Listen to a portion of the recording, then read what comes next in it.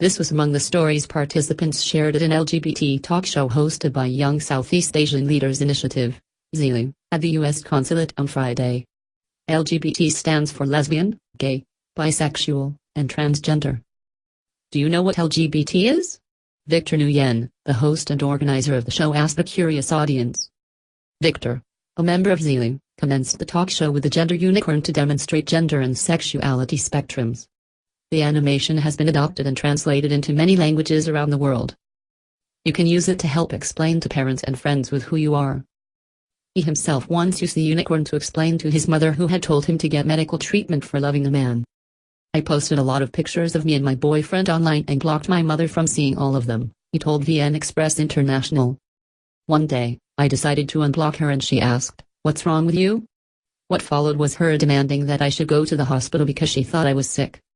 Victor decided to stall the hospital visit by asking her out for a lunch and a candid conversation. I used the gender unicorn system to talk to her, and it worked. No more hospital visits, he told the audience. This model applies not only to LGBT people but to everyone. This prompted several students to volunteer their stories. Minha, a Fulbright University student, was among those who confided in the audience. It was in secondary school and I found myself attracted to a girl in class. I decided to give her a present.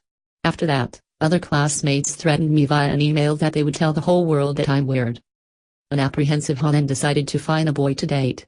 First love. It was only recently that I found out he is also gay, she recounted the coincidence with a laugh. Nguyen, another Fulbright University student, said, "When I identified myself as a bi in high school, I cut my hair really short and some people at school didn't want to talk to me. The girls said to me, 'You are a lesbian and we're afraid you will hit on us,' while the boys avoided me because I didn't look like a boy or girl." Instead of looking for a boy, she turned to academic excellence as a defense mechanism and ended up winning prizes and honors for her school in various competitions. I wanted to break the prejudice many teachers have about LGBT people that they don't care about school and only about being bida. It originates from the French slang for homosexual and a derogatory term used widely in Vietnam to attack gays. Min ended up being one of the first openly queer kids in her school to be treated with respect. She graduated high school with high achievements and many honors. However, Min acknowledged she did not have the best time of her life because she was not studying for herself but for other people's expectations. There is a common expectation for LGBT people that we have to excel academically, she added. Their experiences as young adults expressing their gender identity in high school prompted Min and Ha to lead the Fulbright Pride and Alliance Club in university. The club was formed to help organize dialogues, workshops and a safe zone for teachers and LGBT and heterosexual students to discuss LGBT and other gender issues. Teachers struggle too. A teacher, known by his last name La, recounted an event that he said gave him goosebumps. "One time a female student of mine kissed another girl in front of me and other students.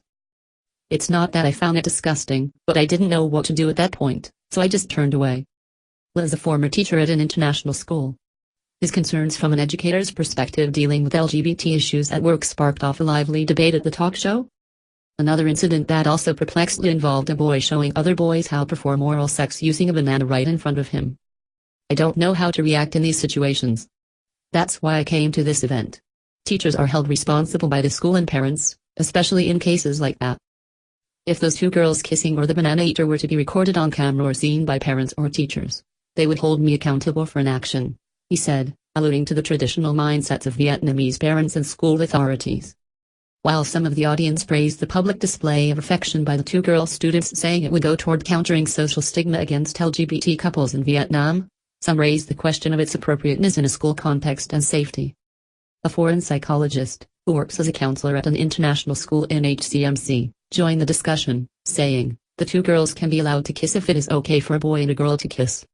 The only exception is if they don't feel safe. It might unfortunately not always be safe for them to do that anywhere and they should be aware of that, but they should be the ones to choose and we should support them." A counselor, who asked to remain anonymous, brought a bunch of high school students to the event after her school gave her permission. "My students want to form a Genders and Sexualities Alliance group at school, so that's why I brought them here to learn," she said. "In my office, I put up a poster on my door saying this is a safe space with a rainbow." When asked whether LGBT-related dialogues and education exist in schools in Vietnam, the teachers in the conference room said there had not been any, at least in the schools they work, or know of. La said, There are no courses or instructions for conduct for LGBT students, and that's why I came to this event to learn and listen to your thoughts.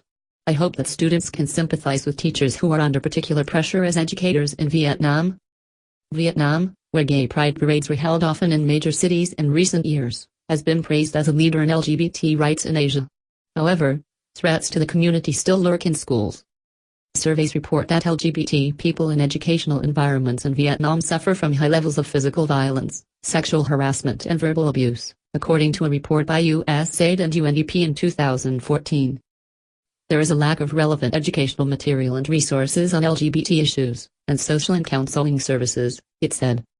A survey on LGBT youth conducted by Save the Children and the Institute of Social and Medical Studies found that schools in Vietnam remain hostile for LGBT students, with 58.3% of them bullied or harassed by their peers and 23% saying their teachers and school staff also took part in the harassment. The 2015 study surveyed 138 LGBT street children and youths aged 15-24 in Ho Chi Minh City. The video is sponsored by CNtronic.com.